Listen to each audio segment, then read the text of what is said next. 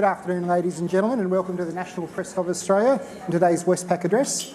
I'm Andrew Tillett. I'm a director of the National Press Club here in Canberra and also a political correspondent for the Australian Financial Review. Today's guest is President of the Australian Local Government Association, Linda Scott.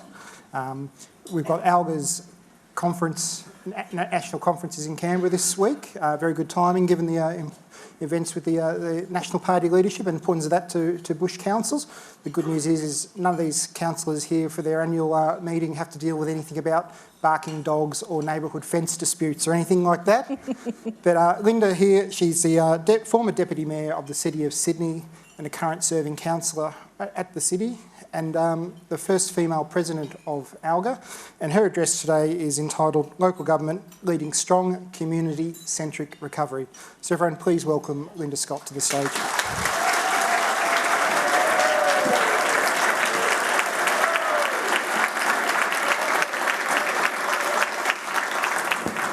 Thanks so much. It's a true honour to be here. I'd of course like to begin by acknowledging that we meet today on the land of the Ngunnawal people and pay my respects to their elders, past and present. And remember that under this beautiful building here in Canberra is their land. There's a line in Lewis Carroll's Looking Through the Looking Glass when the White Queen advises Alice to practice believing impossible things. Sometimes she tells Alice, "I've believed as many as 6 impossible things before breakfast."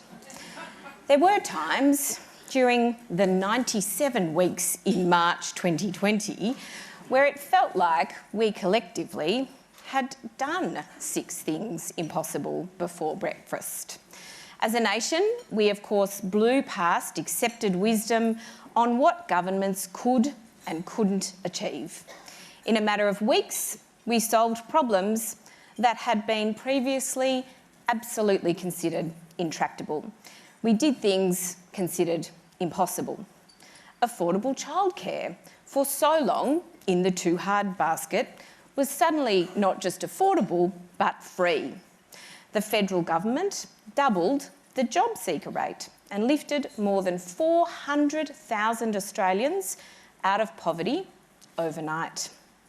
In Sydney, we worked with the state government to see 3,732 rough sleepers provided accommodation within the space of a week. Parents and carers across the nation who had been long calling for more flexibility in start and finish times suddenly found themselves working from home, their entire office in their lounge room. There were, of course, emergency measures put in place in a time of crisis, but they, of course, are not perfect and, unfortunately, also not particularly sustainable. Preventing childcare centres from charging fees without helping them with any fixed costs, in the case of our local government centres who didn't receive JobKeeper, couldn't find a way to pay for wages and food. It was a stressful time, to say the least, when we faced more than 500 childcare centres run by our councils closing down overnight. Putting rough sleepers in a 4-star hotel is not a sustainable solution, and less than 1,000 of those rough sleepers housed in Sydney have been provided with ongoing housing. Most employers and most employees also want some face-to-face time in the office, and our cities certainly need that to thrive. But if we can learn one thing from the year of living impossibly, aside from the fact that my children love to prank me on Zoom calls by placing a toy spider in a plate of snacks, many of you were on that Zoom call at the time, and I do apologise for my language. I hope we can all learn to solve problems a little bit better as a result. And of course, in my role as the ALGA president, I hope to see Australians expecting governments to solve problems more readily as a result of how we all did so well during the pandemic.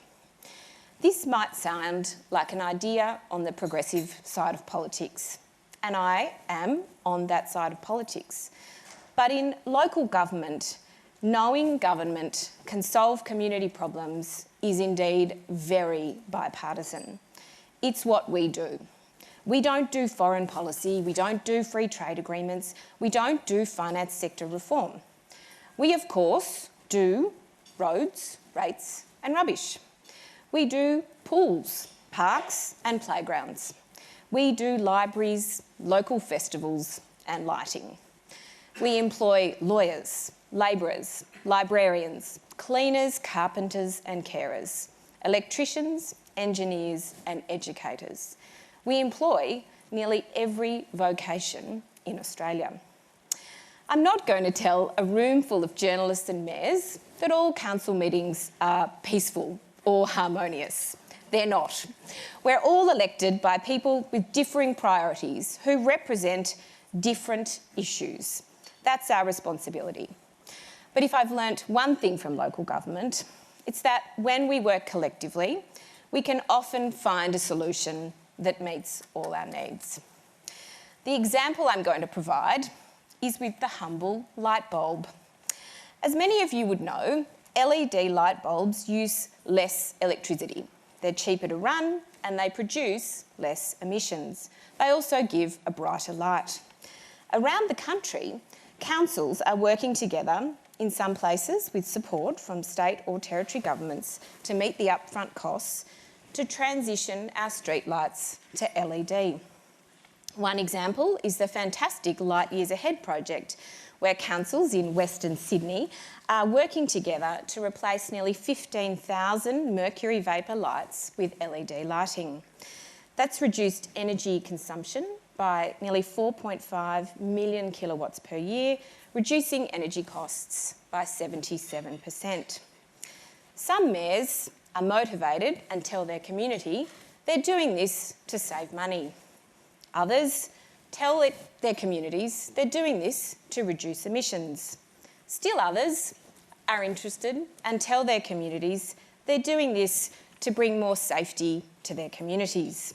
Regardless of the why, regardless of the policy or political persuasion, they're all working together, getting on with the job to create the same triple bottom line solution. Ultimately, we're all working as good governments to solve problems of our communities.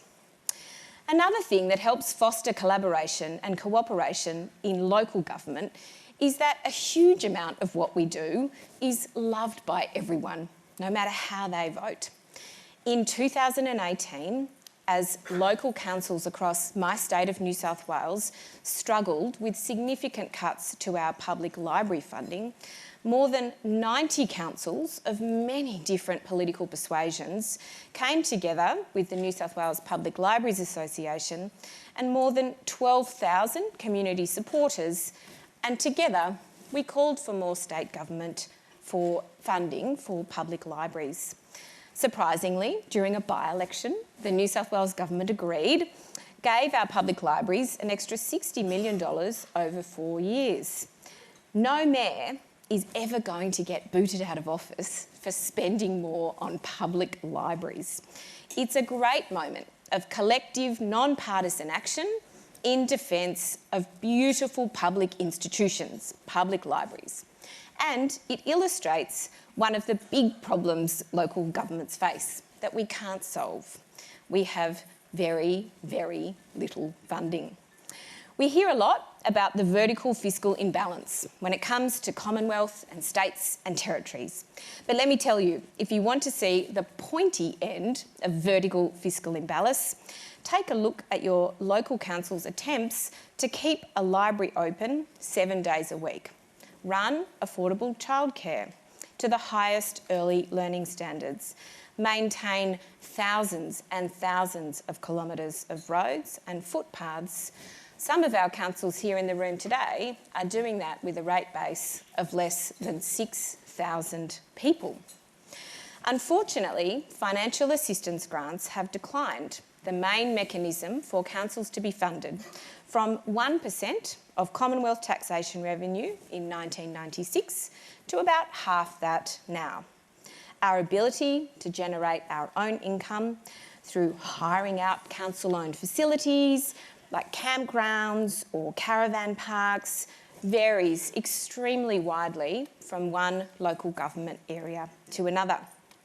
The quality of the services you can access should not depend on the postcode that you live in, but sadly, without secure and sufficient funding for local government, this is of course the reality for so many Australians. For more than 100 of Australia's 537 local governments, the pandemic came hard on the heels of the impact of the Black Summer bushfires. That included many, indeed many here today, who had been most severely affected also by a significant drought. Council resources were strained. For others, the COVID restrictions had an immediate and dramatic effect on our budgets, crashing our income in obvious ways. If the museum is closed, you're not buying a ticket. If you're running an airport, as they do in Dubbo and many local governments do across the state, you're losing $2 million in the last financial year. While that's not much in the context of a Commonwealth budget, for councils, that is sometimes the difference between liquidity and not. All this happened at a time when our communities needed us to step up and help them through an extraordinarily challenging time. And, of course, despite the financial hits that we were all taking, I'm so proud to say that local governments did. My own council in the City of Sydney provided a $72.5 million package of support despite a significant similar level of income reduction. I'm running to be the City of Sydney's next Lord Mayor, and if I was elected, I would donate my entire salary for my first term to support local charities and community groups who have and continue to be doing it so tough as part of this pandemic. On the other side of the country to us, the Western Australian Local Government Association provided more than $250 million in relief for rates, fees, charges and rents as a result of the pandemic, as part of a $512 million support package. Their marketplace online facility saw local government direct more than $40 million to COVID-affected small businesses through direct procurement. Across Western Australia, local governments contributed more than $200 million in additional capital and maintenance works in support of the economy during the pandemic, creating jobs, leaving a legacy of services and infrastructure for the public benefit. Tasmanian councils provided more than $40 million in relief measures, despite the enormous hit in the first, second and many other waves in Melbourne. The City of Melbourne has contributed more than $50 million to their Central City Reactivation Fund. It's been inspiring and humbling to be the president of the Australian Local Government Association and see the agility, the innovation and the dedication of mayors, councillors and council staff across the nation. Local communities have such different needs, despite the very global nature of this pandemic. Waverley Council took 30 additional casual staff. All those stood down from Qantas as COVID-safe marshals for Bondi Beach. Broken Hill, obviously, does not need beach patrols, but their nearest tertiary hospital is in Adelaide, which is, of course, across a state border. The Mayor of Broken Hill, Daria Turley, as luck had it, works for New South Wales Health, and so her job as Mayor became facilitating urgent medical transfers for most of 2020. In the same way, recovery is going to need to be led locally. Different regions are and have been and will be differently affected by quarantine leaks, associated lockdowns and exposure sites.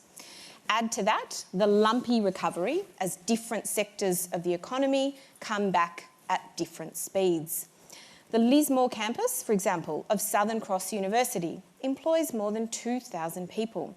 Lismore needs a recovery plan that supports those people and that campus.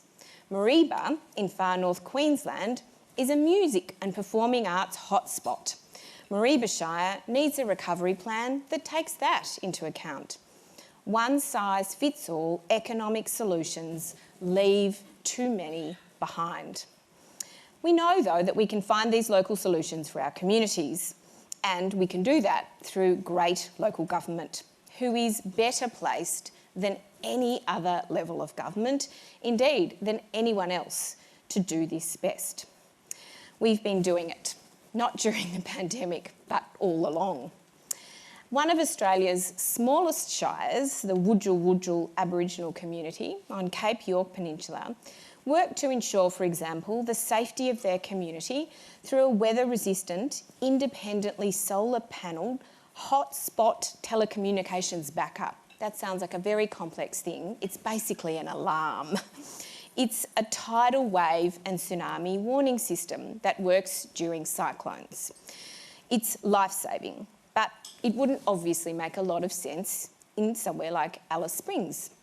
The Regional Council, however, in Alice Springs, in McDonald Ranges Regional Council, delivers a program called MaxSafe in 12 remote communities, transporting children home or to a safe location at night.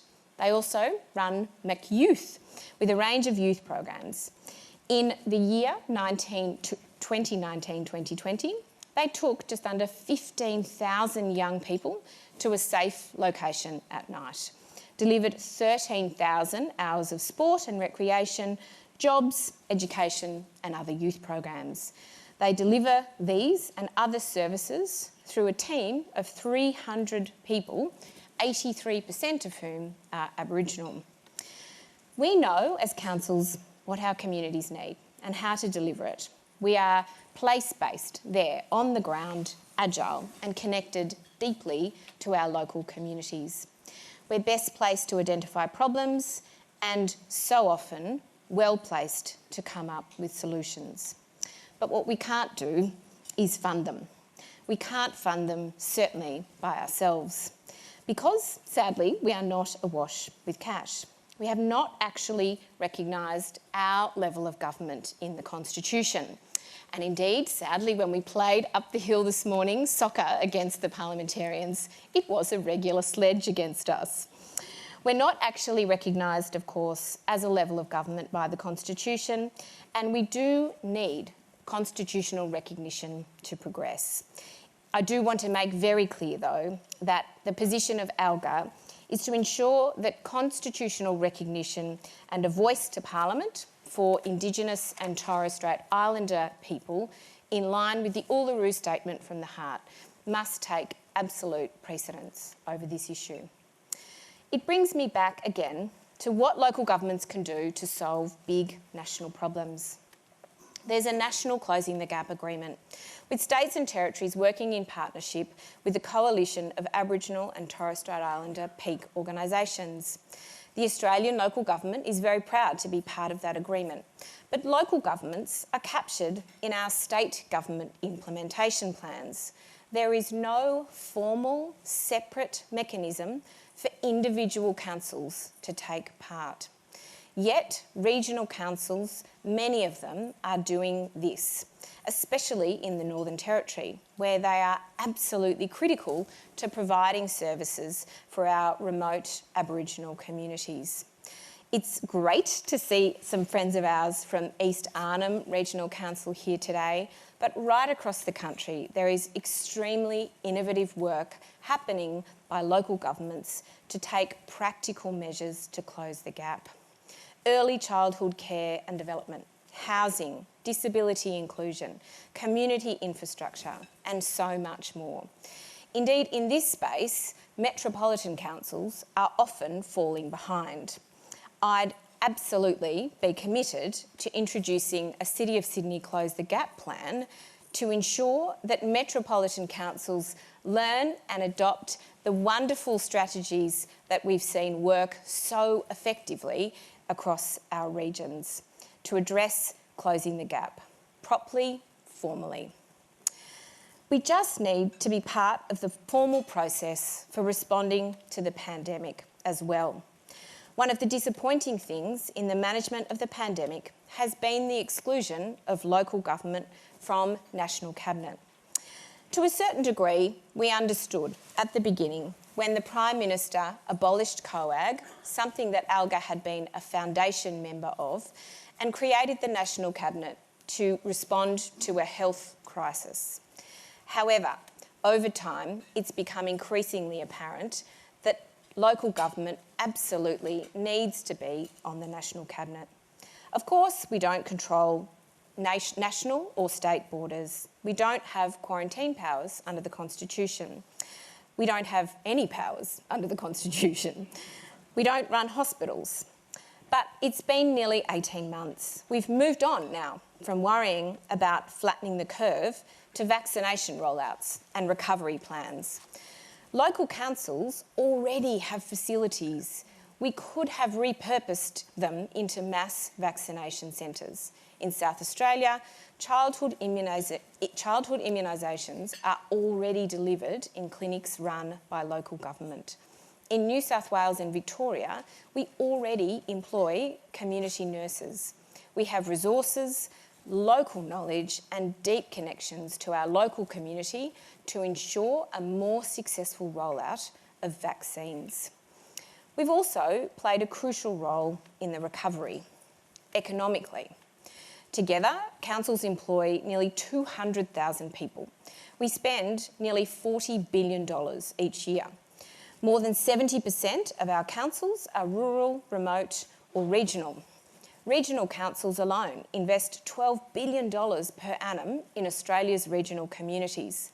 Across Australia, we employ thousands of apprentices and trainees in diverse areas: agriculture, technology, financial services, transport, automotive services, engineering, hospitality, construction. If we had a more secure base, we could hire more apprentices, solving Australia's skills shortages in a considerable way. We are crying out for proper funding to employ more childcare workers, business service workers, landscapers, community service workers, plumbers, librarians, painters, tilers, carpenters and more. As major procurers, of course, we're also best placed to play a key role in developing plans to support jobs and strengthen our local supply chains. $39 billion worth. Just in our ordinary day-to-day operations, local governments buy workwear and protective equipment, tyres, batteries, every kind of industrial and construction material you can imagine. Vehicles, machinery, office supplies, creative services and books for our libraries. We collect just 3.6% of the taxation, and yet we're responsible for 33% of the public infrastructure. We're extremely productive, extremely efficient, and when we work together, we can create real, meaningful, significant change. For example, in Sydney, we're working with the Hunter region in New South Wales to create a recycling circular economy. We take our glass that we collect from people's recycling bins, we ship it off to the Hunter, where we hope they will be able to turn it into road base that we will buy back to produce safe roads and better footpaths.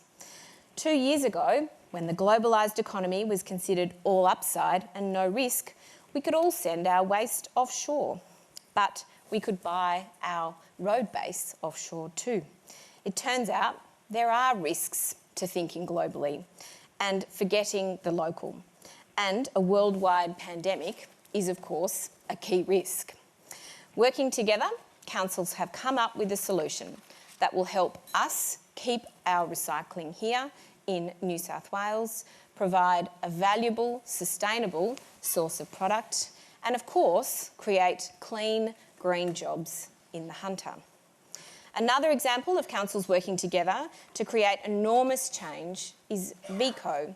46 of Victoria's 79 councils are part of the Victorian Energy Collaboration, with their electricity needs pooled into one long-term renewable energy contract. The emissions saved are the same as taking 90,000 cars off the road. Indeed, a recent report from ICLEI, the Global Covenant of Mayors for Climate and Energy, revealed that if all the targets set by Australian local governments were met, an incredible 88,000 kilotonnes of carbon emissions would be reduced. This would achieve 96% of Australia's current emissions target of 28% by 2030. With a national program to help local governments deliver on our emissions reductions ambitions, there is a huge emissions reduction opportunity. An opportunity too to grow a roaring green economy and new jobs in every pocket of Australia. Local governments are flexible. We are collaborative and we are agile in ways that state and territory governments and our Commonwealth simply cannot be. We can be part of the solution for so many of the problems we face as a nation, whether it's coping with the pandemic, recovering from it, addressing climate change and climate change mitigation, supporting local businesses and closing the gap. Often, as with the example of the light bulb, we do one simple thing and it changes and fixes all of those problems at once. But to do this, we need the federal government to restore federal assistance grants to the level equal to that of at least 1% of Commonwealth taxation revenue. The level they were under the Keating government, the level they were when John Howard became the Prime Minister in 1996.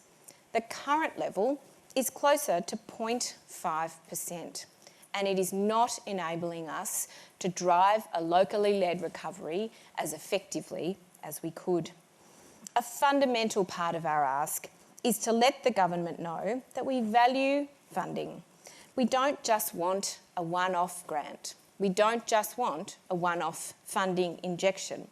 We need a funding increase to financial assistance grants that is recurrent, to give us confidence, to employ apprentices over multiple years, to invest in large public infrastructure projects and other things that can't be achieved with small one-off grant funding. We share the same ambitions to improve productivity, create prosperous and livable places, improve the quality of life for our communities, enhance community wellbeing and build social cohesion. We can be so much more of building a better, stronger, more resilient community. In fact, local governments are crucial to the heart of that project. All we need is recognition, a place at the table, and the funding to contribute so much more. Thank you.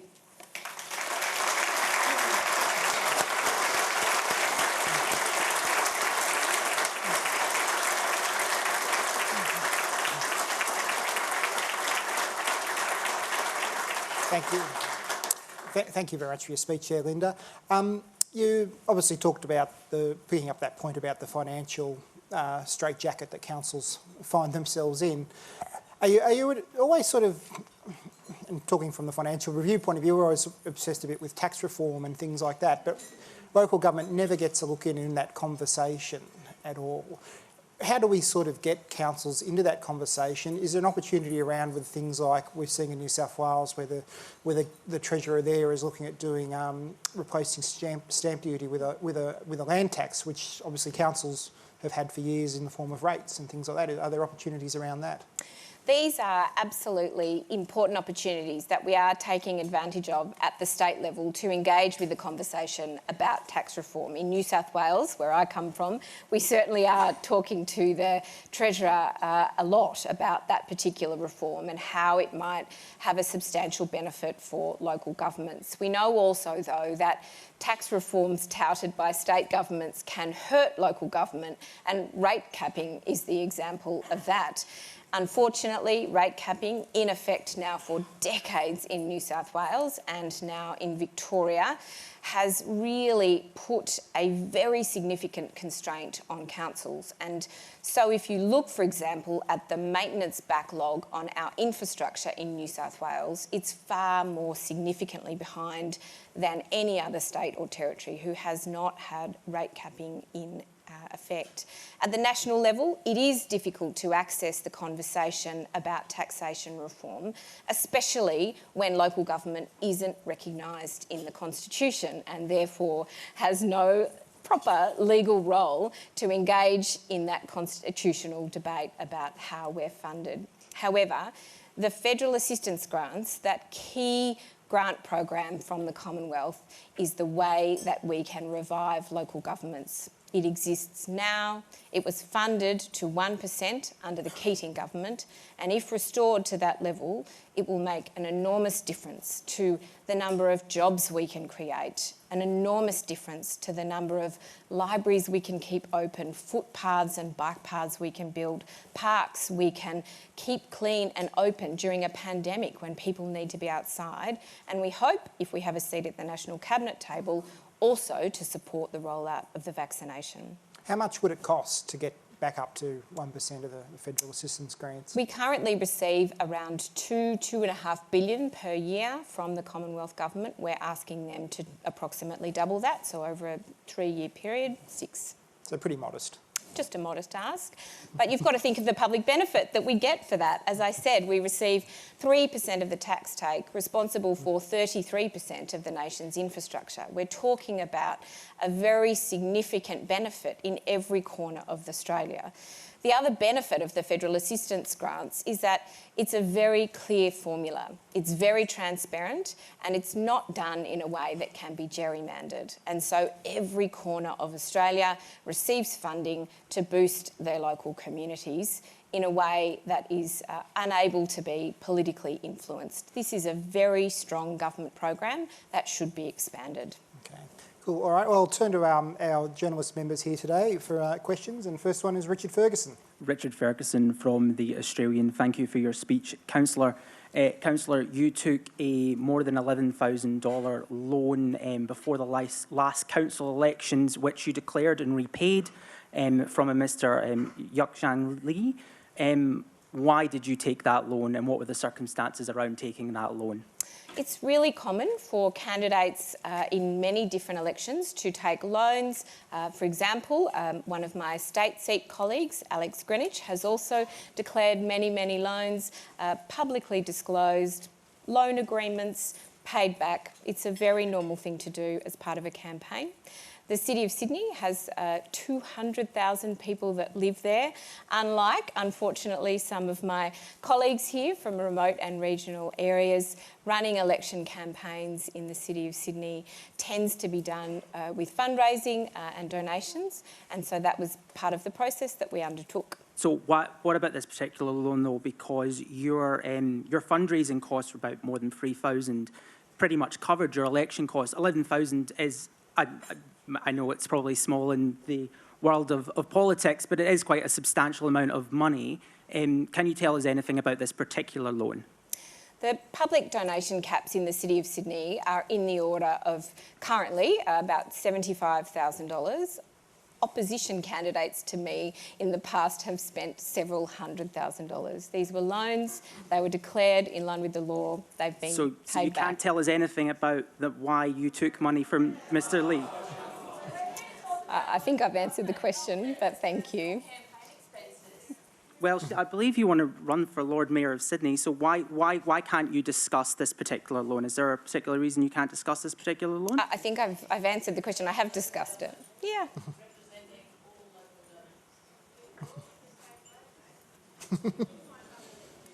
Okay, thank you.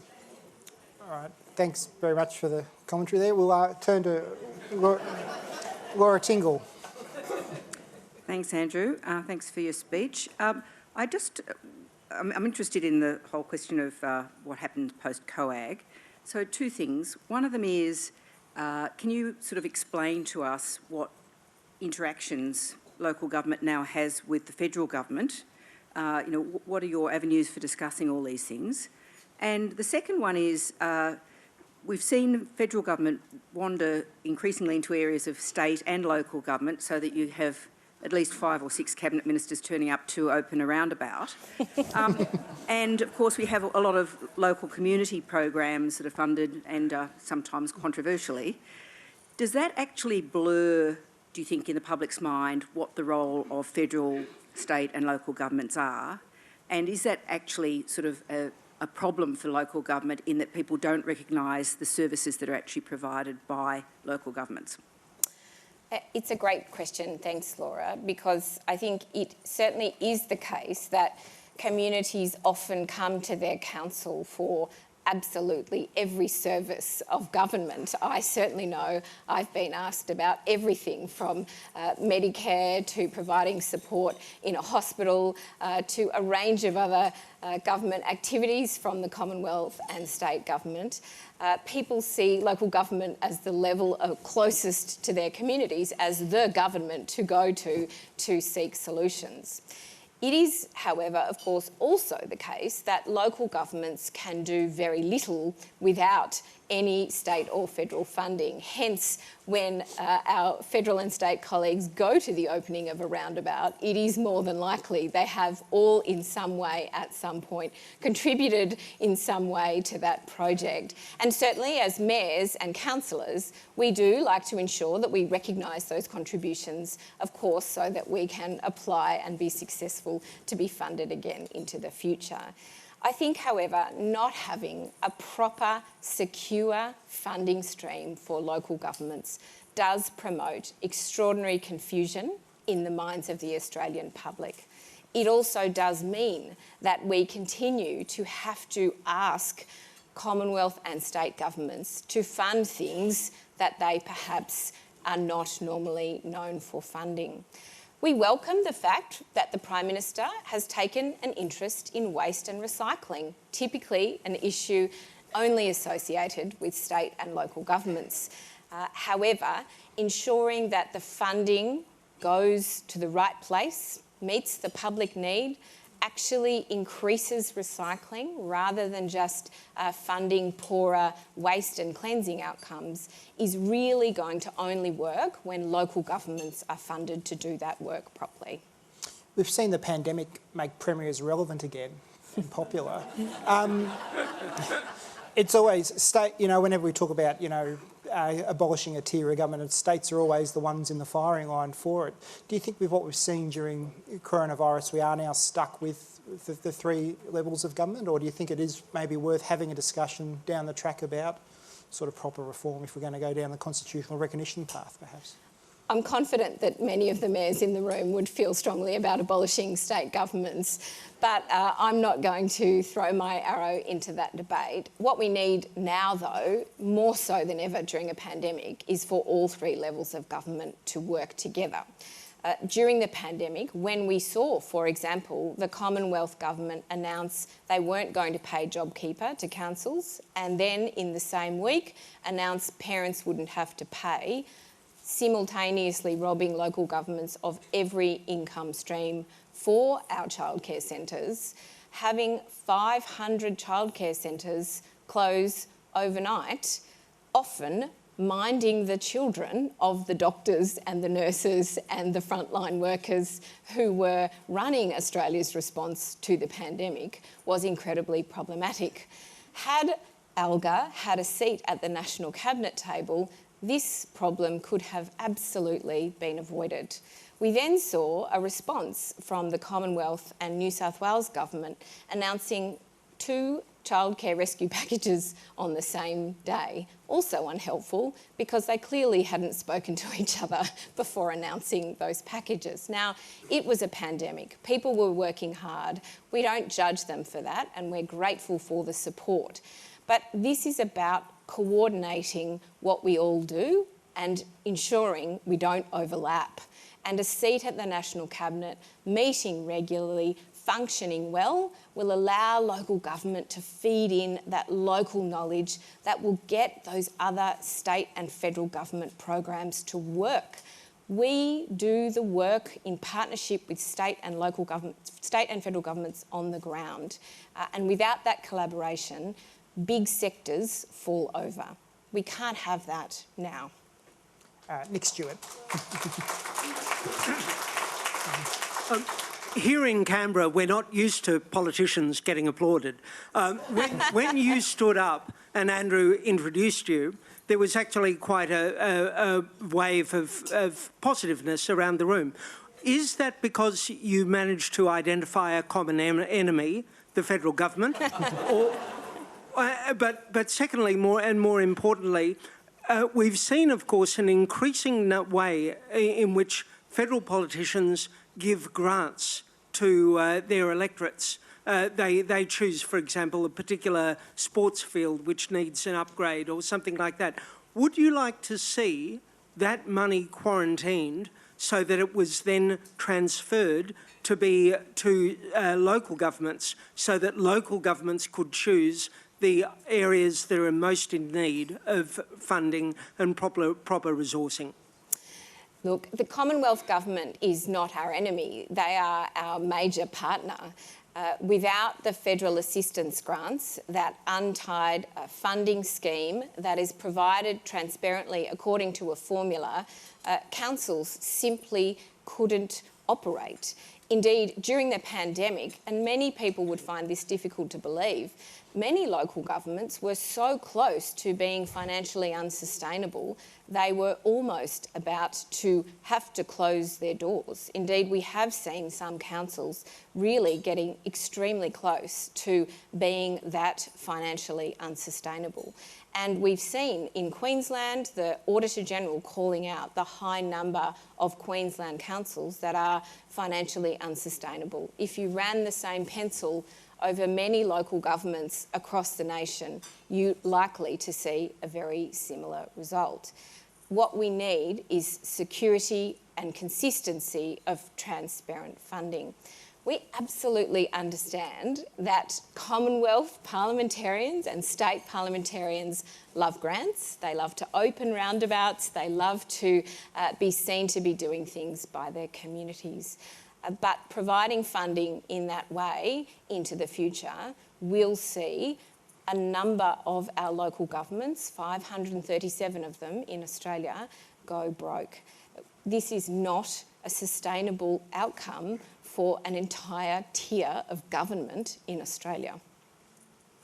Talking about councils going broke, though, I mean, it begs the question about how big should councils get with mergers and things like that. As a former long-time resident of this New South Wales Central Coast and a young reporter who cut their teeth covering Gosford Council, the former Gosford Council, we've seen the financial troubles they're running up to there. Around the ACT here, we've got some of the local shires wanting to de-amalgamate. Gundagai, Cootamundra, for instance, another area close to my home, close to where I used to live. So what is the ideal size for a council, particularly around this issue of financial sustainability? It's a great question. The whole point is there is no ideal size. Merging 3 financially unsustainable councils leads to one large, less financially sustainable council. And unfortunately, in the case of the Central Coast in New South Wales, that's exactly what we've seen. Indeed, in the case of many of the New South Wales council mergers, the Deputy Premier just, I think last week, acknowledged that that was an error of government policy. The government's own modelling showed that councils may only financially benefit from those decisions after a 10-year period, and with a pandemic financial shock in the middle of that decade, it's perhaps unsurprising, although incredibly devastating, to see the financial troubles that the Central Coast Council is in. There's no doubt that a policy from state governments of forced council mergers create extraordinary political opposition. Cootamundra Gundagai continues to have an enormous debate with their fantastic Mayor, Ab McAllister, about that many, many years later. The other case, of course, is when councils collaborate, and I've cited numerous examples today of councils across borders working together on major procurement projects, major infrastructure projects. These are things that councils do together to be efficient, more productive, and create strong community benefit. But strong, politically enforced council mergers and border changes tend to really produce, not everywhere, but often, far poorer results for communities. Tom Connell. Tom Connell from Sky News. I wanted to ask you about recycling. The federal government has some sort of more ambitious targets in the future. It talks about technology and more high-tech processing. But how much of the problem is us? I live in an apartment. The recycle bin astonishes me. It's like a low-grade sort of Vinnie's bin. You see old suitcases and children's toys and shoes and everything in soft plastic, which it shouldn't be, just in case anyone's wondering. How much of a problem is us, the voters, about recycling? How much do we need to change around, I don't know, public awareness campaigns, whatever it might be? Well, thanks, Tom, for being a recycling advocate. Good for you. We've gotten a public message about recycling today. There's no doubt that so much of what we can do to reduce waste is about behaviour, and so community campaigns that continue to educate people about where to put waste is going to be the main predictor of success. We have long advocated to states that they take their waste levies. Many states and territories collect waste levies. In New South Wales, we collect nearly $800 million a year. We pass that directly from our ratepayers straight onto the state, and they reinvest back into councils around 17%, the remainder going to consolidated revenue.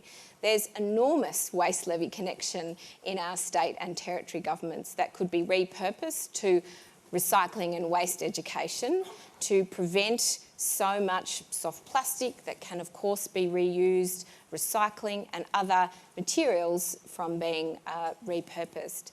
Also though, we need the spend.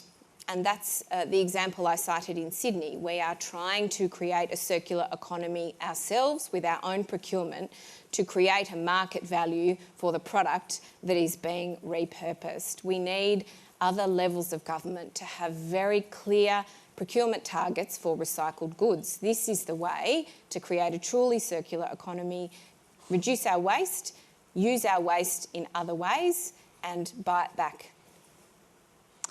Thank you. Jessica Davis. Just have to stand up a little bit higher. Linda, many rural and regional women, but women all across the country, were fairly dismayed at what happened in Canberra yesterday. We've had the light shone on federal politics over the course of this entire year on sexual harassment and women in politics. But this isn't just a problem in federal politics, this is also a problem in local council. New South Wales has one of the lowest representation of women, under 30%. A Victorian report last year found that 43% of women councillors had experienced sexual harassment. How do local councils tackle this issue? It's a great question. This year, we've looked so closely at women in life generally, but particularly women in public life, and how important it is to have gender equality in all our political establishments. It's really great to be here with today. I think she's here with the President of the Australian Local Government Women's Association, Marianne Saliba, and there's various state and territory bodies that are doing extraordinarily good work to support women, both elected and council staff, to ensure that that gender balance improves. It certainly is the case, for example, in Victoria, where they've had a very concentrated strategy of education over a number of years and some very strong women leaders, that we now have a woman on every local government in Victoria. That is not matched by every other state or territory. If you can't look around a table of elected people and see the faces that represent your community, then your government is arguably not thinking as much about the problems that your communities face. And at a very practical level of government, such as local government, this is incredibly important. I remember when I was first elected, for example, my son had only recently been born.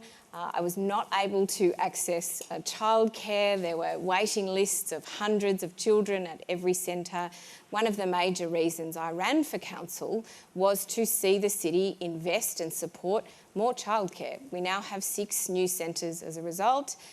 We know that councils understand the changing demographics of their areas and can support communities, but without people at the table who are understanding and experiencing those issues, it's perhaps not something that receives the right political attention it deserves. How do you deal with the issue of bullying, though? I've seen this in lots of local councils across the country, that there's a culture where lots of older men are involved and there tends to be a lot of bullying in local councils. I'm not sure that the level of bullying in local government would be any different from the very high level of bullying in many workplaces. And I have been elected as the New South Wales and national president off the back of a lot of support from some of those gentlemen that you mention. So I think it is the case that, unfortunately, every industry and politics and local government is not isolated from that, has a problem with bullying. It's really important to call it out, to have great, strong associations that support their members to ensure that they are looked after and supported. But it's absolutely a problem. We absolutely are very transparent about that, and we try to encourage professional development, education, and support for people when they're elected or when they're working in our local governments. Thank you. Our next questioner is Tim Shaw. Linda, Tim Shaw, Director of the National Press Club. Thanks for your address today. Can you turn your mind to local government areas in rural and regional Australia? Many of the mayors here today. The food bowl of Australia is in those communities. What steps are ALGA and, of course, those rural and regional councils doing to improve upskilling and training to retain that workforce, particularly in the food industry? For example, there's over 250,000 people that work in food production in Australia, of which 108,000 are in regional and rural communities. What is ALGA doing? What policy settings are you considering? And then, is that part of your mechanism to National Cabinet and to state governments? What steps are ALGA taking to retain those jobs and to increase food production without the red or green tape from local government? Thanks, Tim. Well, as you can imagine, so many of our mayors and councillors in regional areas are themselves primary producers, and so, of course, have a deep understanding of both the problems of Australia's future food security, but also having presumably dealt with the local government themselves before they were elected, a direct experience of the local government regulations that you talk about. Yeah. Local governments have a responsibility, of course, in having regulation to keep our communities safe, whether it's in the metropolitan areas to support the safe standard of building and development, or in the regional areas by ensuring, for example, that people aren't building homes in floodplains and a range of other things. But because we represent such a large number of regional councils, it is a vitally important piece of work that we continue to do. In the current National Cabinet structure, we are represented on the National Federation Reform Council with the Prime Minister, the Premiers and the Treasurer. And we also work closely with the former Deputy Prime Minister, and I'm sure we'll work closely with the current Deputy Prime Minister and a range of the state relevant regional ministers on this issue.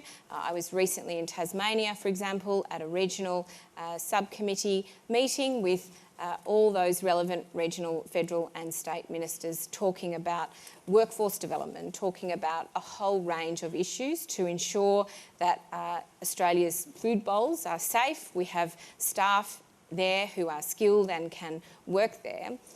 In fact, though, as a result of the pandemic, we're seeing the opposite trend than we've seen.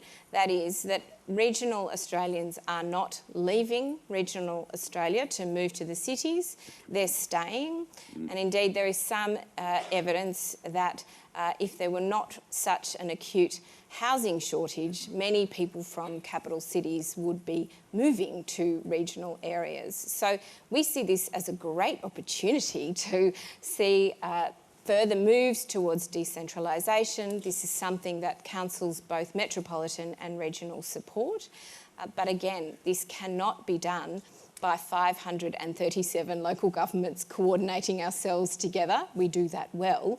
We need to ensure that the strategies to house people, to educate them, to think about where and how they'll be employed, all these things are done in collaboration with state and federal governments, which is, of course, why we want to be on the National Cabinet. If I may, Andrew, just in terms of the workforce, what is the ALGA feeling regarding the larger number of workers coming in from those 10 Asian countries that were outlined, Myanmar, Thailand? Are you in a position in those primary production areas to be able to cater to that extraordinarily diverse workforce? Look, as you can imagine, in local government, we try to stay out of issues of immigration. As I said, free trade agreements, the like. It will be a different impact in different areas. And what we can do, though, to inform that debate is provide information to the Commonwealth and state government about the impacts of those changes and ensure that that information is getting to them so they can make the right decisions. Thank you very much. Dale Keane from East Arnhem Council, welcome to Canberra. Hope you packed your jacket. Thank you. I must say I'm more used to holding the mic than doing it like this. But congratulations, Linda, on your election as President. I think you got the support of the room because we recognise your commitment over these many years to something that is really the closest form of government to the ground, local government. So I'd just like to make that comment. But the first thing I'd like to comment on is that I think it's quite an historic resolution, and thank you all the other local governments here in this room and back in the convention centre, about this recognition of Aboriginal councils, Aboriginal controlled councils around Australia for the first time. So in closing the gap in the middle of last year, we had backed proper recognition for ALGA in local government at a national level for closing the gap and working together. And logically from that, if you get to the actual community, the councils that are closest to the ground, of course, the actual local government councils, I think that's a fantastic step forward. And so we thank you for your support on that, and everyone from Combat Scarlett, the Lord Mayor of Darwin, and our Legant leader, our Legant president, all the way through to Moonee Valley, and we've had many people this week, and all these city and municipal councils. So in terms of that, what I'm interested in is and reflecting on the fact that we also had a meeting with Minister White yesterday, led by our Deputy President, Dwalpi Marika, sitting to the rear, and Bundy Wanamara, one of our councillors from Gapawea. And he talked through with the Minister, and we were pleased that the Minister was receptive as he talked through and how our council already, like many councils that are Aboriginal, is based on traditional structure. Our electoral wards are called Gatchak, Miwach, Anandiliakwa, Rawawang for a reason, because they're based on the traditional lands and the traditional clan structures and where they divide and where they join. And then we have local authorities, like many of the councils in the Northern Territory. We have 9, some have 13, Jeff McLeod, McDonald, and each of those we treat with the respect of a council, and we listen to everything they say, and it goes to council, and we advocate on that behalf. So based on that and that good response that we had from Minister Wyatt, I just wanted to ask your view about your level of confidence with and working through with the federal government and the respective Northern Territory and state governments about the success of real voice from the people in Aboriginal community controlled councils. Thanks for the question, Dale, and thanks so much to those of you from East Arnhem who've travelled so far to be in Canberra. It's really magnificent.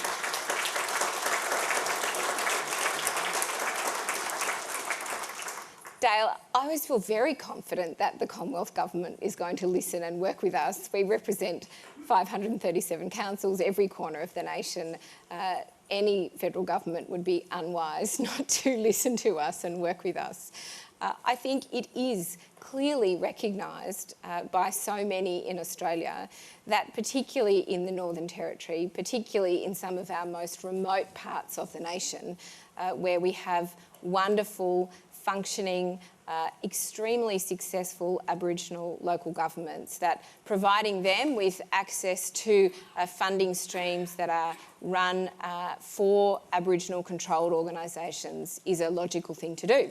So I'm very hopeful and confident that the Commonwealth Government will agree to your request, will agree to indeed now the request on the basis of the fact that our conference has unanimously adopted that call. I think it is also the case that councils across the nation recognise that Aboriginal councils as part of the Closing the Gap strategy deserve recognition that all councils deeply want to be part of that Closing the Gap process to ensure that we're all finding ways to support our First Nations Australians who live in almost every local government in Australia. So thanks for the question, Dale. Right, thank you. Okay. Thank you. Rightio. Well, I think that's time, so let's leave it all there. Could everyone in the room please thank Linda Scott, and those of you watching at the Convention Centre also do the same. Thank you.